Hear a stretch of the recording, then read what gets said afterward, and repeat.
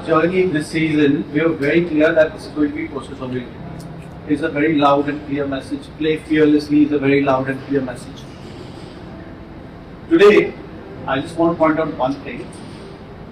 There are lots of positives, yes, back that we covered very well. We got about 7 Ayush, good partnership with Nikki. Nikki, you carried along with Ayush brilliantly. Samad, it was a brilliant finish. Almost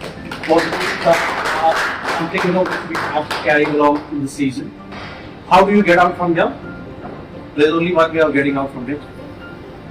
Have conversation. Do whatever it takes. Figure it out. Figure out your comfort. As a group, we need to go out there and fight till the end. Can we create a scenario? Can we create a situation which is going to turn in our favor?